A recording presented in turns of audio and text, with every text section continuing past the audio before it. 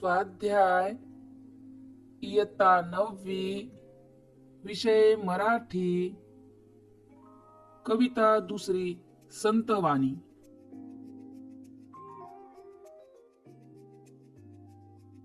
संतवाणी अ जैसा वृक्ष नेणे। प्रश्न पहिला, वृक्ष आणि संत यांच्यातील साम्य लिहून तक्ता पूर्ण करा।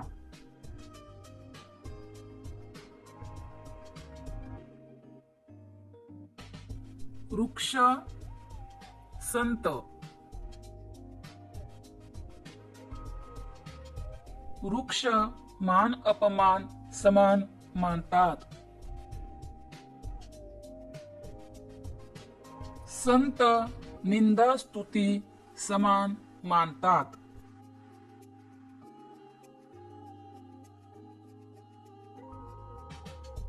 प्रश्न दुसरा, खालील तक्ता पूर्ण करा।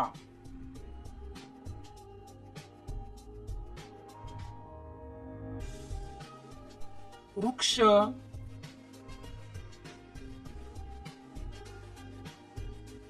घटना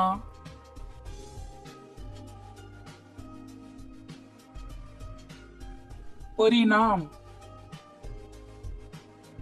घटना वंदन केले। परिणाम त्याचे सुख वृक्षाच्या मनात नसते।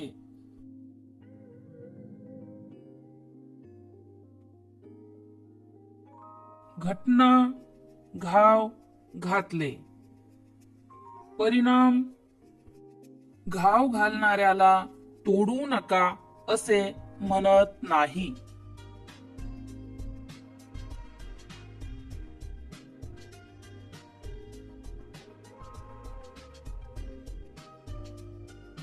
प्रश्न तिसरा, खालील विधानांपैकी सत्य विधान ओळखून लिहा।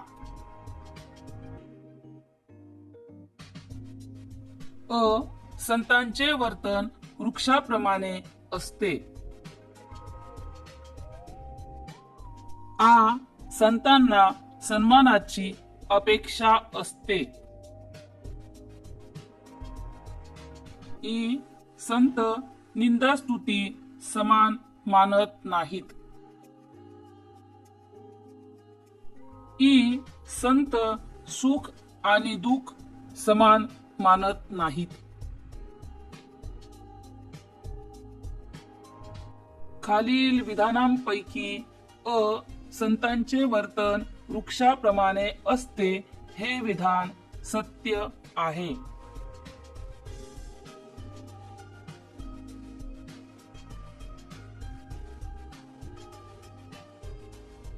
प्रश्न चौथा, खालील शब्दांचे समानार्थी शब्द लिहा। वृक्ष झाड।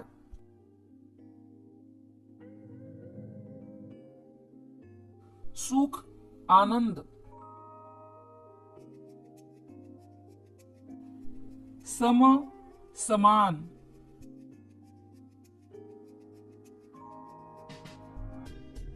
प्रश्न पाचवा, काव्य सौंदर्य।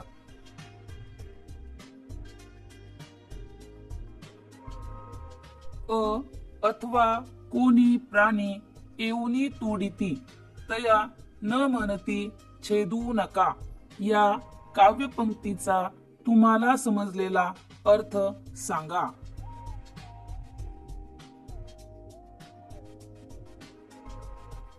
वृक्षासाठी मान अपमान समान असतात। कुणी येऊन वृक्षाची पूजा केली किंवा कुणी येऊन त्याच्यावर घाव घातला, या दोन्ही घटना वृक्षासाठी समान आहेत। झाड त्या माणसाला मला तोडू नका असेही म्हणत नाही।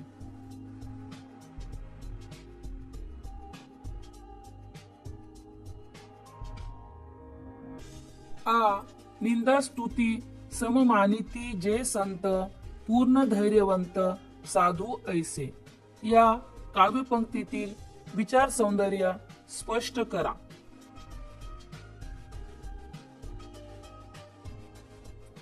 जे संत निंदा आणि स्तुती समान मानतात त्यांचे मन कधीही विचलित होत नाही.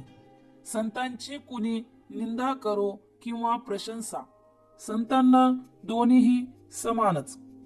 कुणाच्या निंदा किंवा स्तुतीचा संतांच्या मनावर कोणताच परिणाम होत नाही.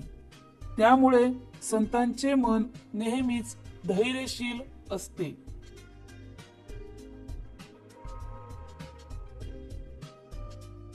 प्रश्न 6वा, अभिव्यक्ती.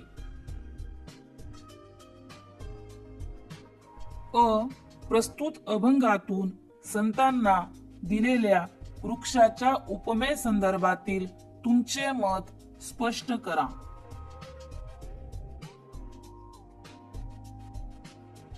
प्रस्तुत अभंगातून संत नामदेवांनी संतांना दिलेली वृक्षाची उपमा ही अगदी समर्पक उपमा आहे.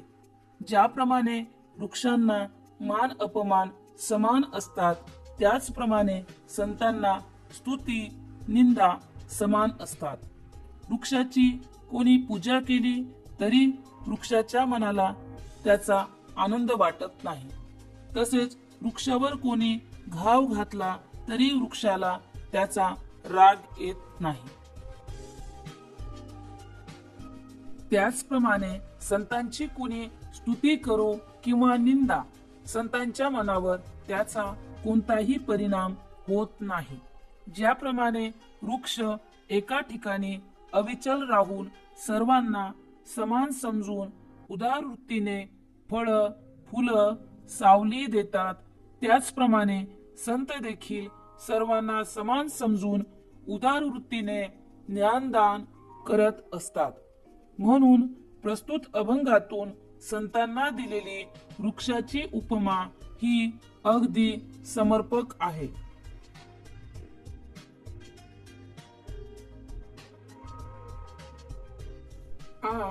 तुम्हाला आवडलेल्या कोणत्याही एखाद्या अभंगाविषयीची माहिती लिहा.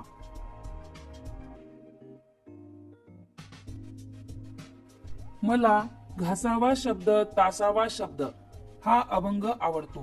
या अभंगात संत तुकाराम महाराजांनी शब्दामध्ये असलेली शक्ती आणि त्यांचा वापर याविषयी माहिती सांगितलेली आहे. या अभंगात संत तुकाराम महाराज म्हणतात, शब्द हेची कातर शब्द सुई दोरा. म्हणजे शब्द कात्रीप्रमाणे कापण्याचे काम देखील करतात व शब्द सुई दोऱ्याप्रमाणे शिवण्याचे काम देखील करतात. म्हणून शब्दांचा वापर जपून करावा. मोजकेच बोलावे, पण बरे आणि खरे बोलावे. इथे प्रश्नाचे उत्तर लिहिताना पूर्ण अभंग लिहिण्याची गरज नाही. तरीही तुमच्या माहितीसाठी हा अभंग. घासावा शब्द तासावा शब्द तोलावा शब्द बोलण्यापूर्वी. शब्द हेच कातर शब्द सुई दोरा बेतावेत शब्द शास्त्राधारे. बोलावे मोजके नेमके खमंग खमके ठेवावे भान देश काळ पात्राचे. बोलावे बरे बोलावे खरे कोणाच्याही मनावर पाडू नये चरे. इथे तुम्हाला समजण्यासाठी अभंगाच्या काही ओळी सांगितल्या आहेत.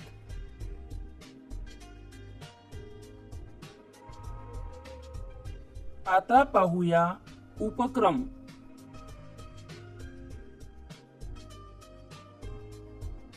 वृक्षवल्ली आम्हा सोय रे वनचरे हा अभंग वर्गात वाचून त्यावर चर्चा करा. या अभंगाची चाल मला अगदी योग्य येईल असे नाही, तरीही मी प्रयत्न करते.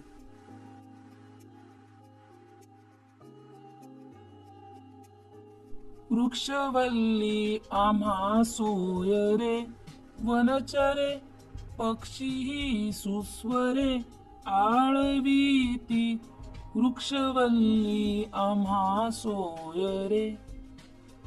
येणे सुखे रुचे एकांताचा वास, नाही गुण दोष अंगा येत. आकाश मंडप पृथ्वी आसन, रमे तेथे मन क्रीडा करी. कथा कमंडलू देह उपचारा, जाणवी तो वारा अवसरू. हरिकथा भोजन परवडी विस्तार, करोनी प्रकार सेऊरुची. तुका मने होय मनासी संवाद, आपुलाची वाद आपणासी. आपुलाची वाद आपणासी. वृक्षवल्ली आम्हा सोय रे. वनचरे वृक्षवल्ली आम्हा सोय रे.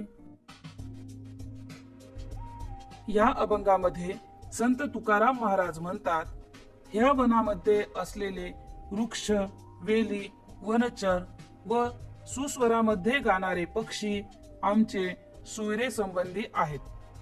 सर्वांमुळे आम्हाला हा एकांताचा वास आवडला आहे. येथे कोणताच गुणदोष अंगी लागत नाही. येथे आकाश हेच मंडप आणि पृथ्वी हेच आसन आहे. येथे देहरक्षणासाठी गोधडी आणि कमंडलू आहे. तसेच वेळ किती झाला हे समजावून सांगण्यासाठी वारा सुद्धा आहे. म्हणून आमचे मन इथे रमले आहे आणि त्यामुळेच आम्ही येथे क्रीडा करत आहोत. येथे आम्ही हरिकथेच्या जेवणाची रुची निरनिराळ्या प्रकारांनी घेऊ आणि एकांतात व स्वतःच्या मनाशी संवाद साधू, असे या अभंगातून संत तुकाराम महाराज सांगत आहेत.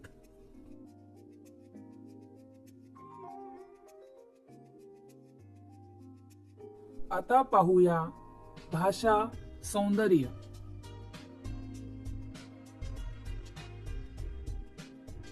खाली दिलेल्या कंसातील शब्दांना, क्रियापदांना इव प्रत्यय जोडून विशेषणे तयार करा व त्यांच्यासाठी समर्पक विशेष्य शोधून लिहा. उदाहरणार्थ, आखणे, आखीव, आखीव कागद.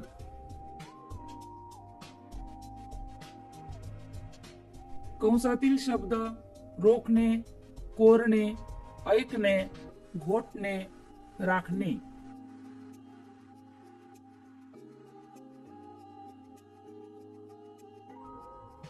रेखणे, रेखीव, रेखीव चेहरा किंवा रेखीव आकृती.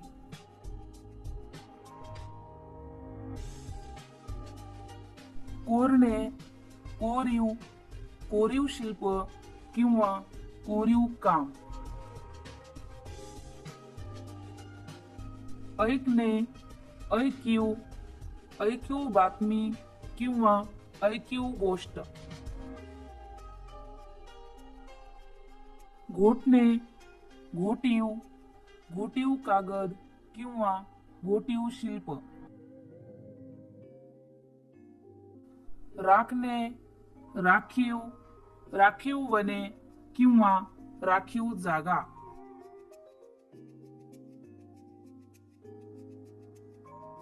आता करूया भाषाभ्यास. अलंकार. दैनंदिन व्यवहारातील भाषेपेक्षा साहित्याची भाषा ज्या घटकामुळे वेगळी ठरते त्यातील एक घटक म्हणजे अलंकार.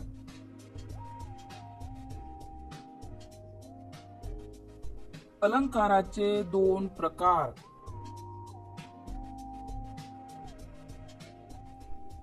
शब्दालंकार, अर्थालंकार.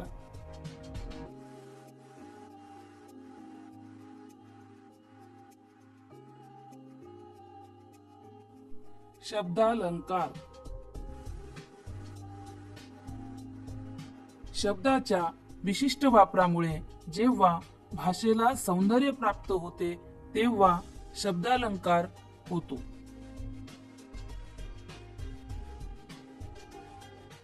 अर्थालंकार. अर्थाच्या चमत्कृतीमुळे जेव्हा भाषेला सौंदर्य प्राप्त होते तेव्हा अर्थालंकार होतो.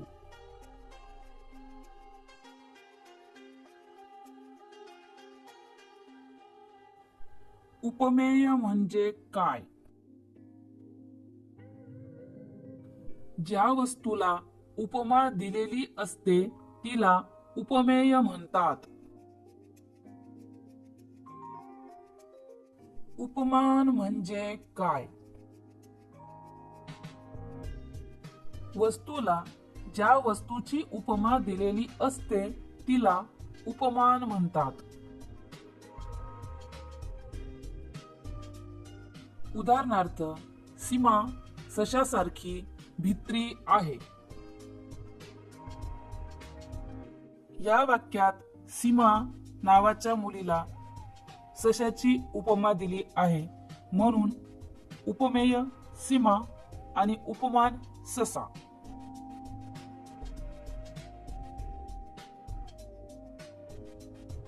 रूपक अलंकार. खालील उदाहरण वाचा व समजून घ्या. नयन कमल हे उघडीत हलके जागी हो जानकी. वरील उदाहरणातील उपमेय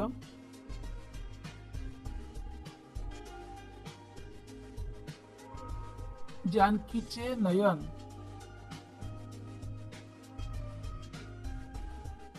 वरील उदाहरणातील उपमान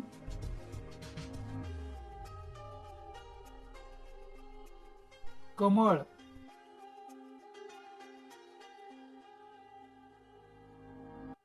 रूपक अलंकाराची वैशिष्ट्ये. 1. उपमेय व उपमान यांच्यात साम्य. 2. उपमेय हे उपमानच आहे असे मानणे. 3. अनेकदा केवळ प्रत्यक्ष, साक्षात, मूर्तिमंत इत्यादी साधर्म्यदर्शक शब्दांचा वापर. जेव्हा वाक्यात उपमेय उपमान यांच्यातील साम्यामुळे दोन्ही गोष्टी अभिन्न दर्शवल्या जातात तेव्हा रूपक अलंकार होतो.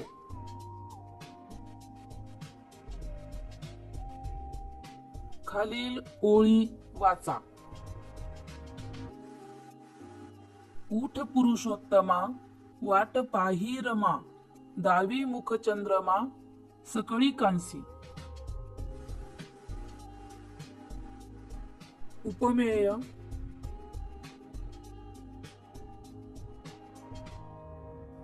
पुरुषोत्तमाचे मुख.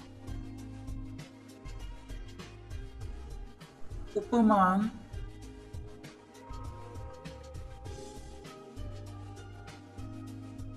चंद्रमा.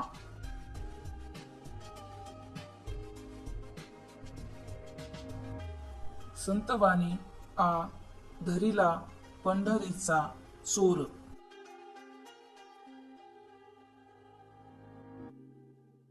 प्रश्न पहिला. खाली दिलेल्या शब्दांसाठी अभंगात आलेल्या उपमा लिहा.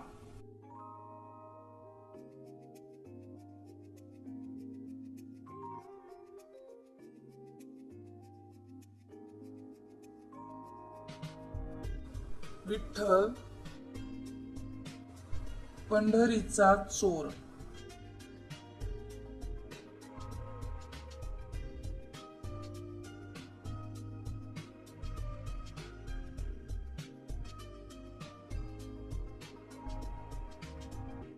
हृदय, बंदीखाना। प्रश्न दुसरा, जोड्या लावा। अ गट, ब गट। अ गटामध्ये विठ्ठलाला धरले, विठ्ठल काकुलती आला, विठ्ठलाच्या पायी घातली बेडी। ब गटामध्ये शब्दरचनेच्या जुळणीने, भक्तीच्या दोराने, तू म्हणजे मीच या शब्दाने, विठ्ठलाला धरले भक्तीच्या दोराने, विठ्ठल काकुलती आला, तू म्हणजे मीच या शब्दाने, विठ्ठलाच्या पायी घातली बेडी, शब्दरचनेच्या जुळणीने।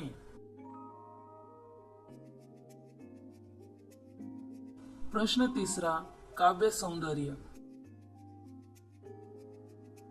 सोह शब्दाचा मारा केला, विठ्ठल काकुलती आला, या ओळीतील विचार स्पष्ट करा। संत जनाबाईंनी भक्तीचा दोर विठ्ठलाच्या गळ्यात अडकवून त्याला हृदयाच्या बंदीखान्यात कोंडला। संत जनाबाईने शब्दरचनेच्या साखळीच्या बेडीत विठ्ठलाचे पाय जखडले। विठ्ठल हृदयातून जाऊ नये म्हणून त्याच्यावर तू म्हणजे मीच अशा सोह शब्दांचा मारा केला। त्यामुळे विठ्ठल विनवणी करू लागला की मी तुझ्या हृदयात राहील, पण सोह शब्दाचा मारा थांबव। श्री विठ्ठलाने कायम आपल्या हृदयात वास करावा म्हणून संत जनाबाईंनी विठ्ठलावर सोह शब्दाचा मारा केला व त्याचा परिणाम म्हणून विठ्ठल काकुलती आला। जने म्हणे बा विठ्ठला, जीवेन सोडी मी तुला, या ओळीतून व्यक्त झालेला संत जनाबाईंचा भाव स्पष्ट करा। संत जनाबाईंना श्री विठ्ठल आपल्या हृदयात कायमचा राहावा असे वाटत होते। त्यासाठी संत जनाबाई श्री विठ्ठलाबरोबर शब्दांचे लटके भांडण करतात। संत जनाबाईंनी भक्तीचा दोर विठ्ठलाच्या गळ्यात बांधून त्याला हृदयाच्या कैदखान्यात कोंडला। वरून शिक्षा म्हणून शब्दरचनेची बेडी विठ्ठलाच्या पायात घातली। तितक्यावरच न थांबता जनाबाईंनी श्री विठ्ठलावर सोह शब्दाचा मारा केला व शेवटी विठ्ठल हृदयातून जाऊ नये म्हणून त्याला जिवंत न सोडण्याची धमकी दिली। प्रस्तुत अभंगातून संत जनाबाईंच्या मनातील विठ्ठलाविषयीच्या कोणत्या भावभावना दिसून येतात ते सांगा। प्रस्तुत अभंगातून संत जनाबाईंच्या मनात विठ्ठलाविषयी असलेले प्रेम, भक्ती व निष्ठा दिसून येते। श्री विठ्ठलाने कायम आपल्या मनात वास करावा यासाठी संत जनाबाईंनी अनेक प्रयत्न केले। संत जनाबाईंनी विठ्ठलाला आधी स्वतःच्या हृदयाच्या बंदीखान्यात कोंडला, नंतर शब्दरचनेने विठ्ठलाच्या पायात बेडी घातली। इतक्यावरच न थांबता संत जनाबाईंनी विठ्ठलावर सोह शब्दाचा मारा केला आणि शेवटी तू जर माझ्या हृदयात राहिला नाहीस तर मी तुला जिवंत सोडणार नाही अशी धमकी दिली। या सर्वातून संत जनाबाईचे विठ्ठलावर असलेले अलोट प्रेम, अलोट भक्ती व अलोट निष्ठा पाहायला मिळते। प्रश्न चौथा, अभिव्यक्ती। मानवी जीवनातील निष्ठा, भक्ती आणि प्रयत्न यांचे असलेले महत्त्व तुमच्या शब्दात सांगा। कोणतेही कार्य करीत असताना माणसाने आपल्या कार्यावर व ध्येयावर अपार निष्ठा व अपार भक्ती ठेवायला हवी। अपार निष्ठा आणि भक्ती ठेवल्याने कोणत्याही परिस्थितीत माणसाचे मन डगमगत नाही आणि त्याचाच परिणाम म्हणून मनुष्य ते कार्य करण्यासाठी आटोकाट प्रयत्न करतो व शेवटी हाती घेतलेले कार्य पूर्णत्वास येते. उपक्रम. आंतरजालाच्या सहाय्याने महाराष्ट्रातील संत कवयित्रींची माहिती मिळवा. संत मीराबाई. मीराबाई ही राजस्थानमधील उच्च कुलीन हिंदू गायिका व कृष्ण भक्त होती. मीराबाईची 1200 ते 1300 भजने भारतभर प्रसिद्ध असून जगभर त्यांची अनेक भाषांतरे झालेली आहेत. आपल्या बहुतांश रचनांमध्ये संत मीराबाईने कृष्णाबद्दल तिच्या मनात असलेले बिनशर्त प्रेम व्यक्त केलेले आहे.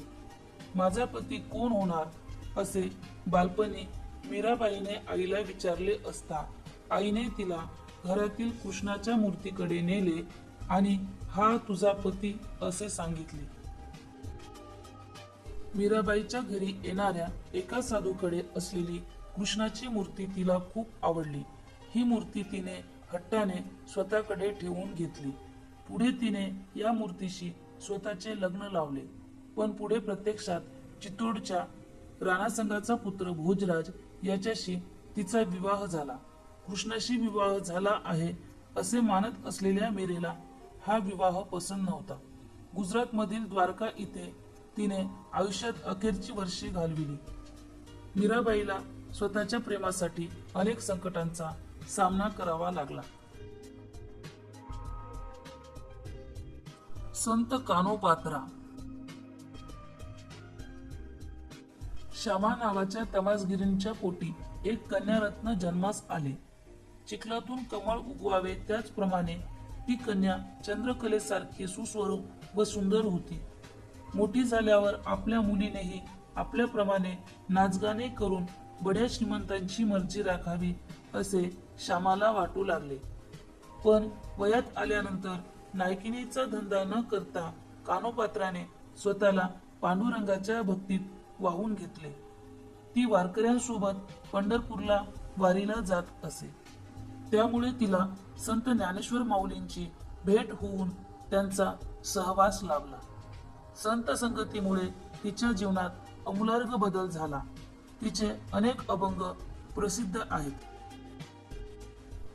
तिच्या सौंदर्याची ख्याती ऐकून बिदरच्या बादशाहाचे सैनिक तिला पकडण्यास मंदिरात गेले. त्यावेळी कानोपात्राने भक्तवत्सल पांडुरंगाच्या पायास कडकडून मिठी मारली व पांडुरंगाचा धावा केला. नको देवराया अंत आता पाहू, प्राण हा सर्वथा जाऊ पाहे. हरिणीचे पाडस व्याघ्रे धरी येले, मज लागी जाहले तैसे देवा. तुझ विन ठाव न दिसे त्रिभुवनी, धावे जननी विठाबाई. मोकलून आस जाहले उदास, घेई कानोपात्रास हृदयात. आणि त्याच ठिकाणी त्याच वेळी कानोपात्रा मृत होऊन पडली. तिला मंदिराच्या दक्षिण दाराजवळ पुरण्यात आले. संत मुक्ताबाई. मुक्ताई या नावाने सुप्रसिद्ध असलेल्या संत मुक्ताबाई यांचा जन्म आपेगाव येथे इसवी सन 1279 मध्ये झाला. आई वडील बालपणीच मरण पावल्याने तिचा सांभाळ तिच्या भावांनी केला. संत निवृत्तीनाथ, संत ज्ञानेश्वर व संत सोपानदेव हे मुक्ताबाईचे थोरले भाऊ. संत मुक्ताबाई यांनी रचलेले ताटीचे एकूण 42 अभंग प्रसिद्ध आहेत. या अभंगामध्ये मुक्ताबाईंनी दरवाजा बंद करून बसलेले आपले भाऊ संत ज्ञानेश्वर यांना उपदेश करून दरवाजा म्हणजे ताटी उघडण्याची विनवणी केली. कोणत्याही विषयाच्या कोणत्याही पाठाचे स्वाध्याय मिळविण्यासाठी गुगल किंवा युट्यूबवर मराठी किंवा इंग्रजीमध्ये स्वाध्याय लिहून समोर पाठाचे नाव लिहा आणि सर्च करा. पुन्हा भेट.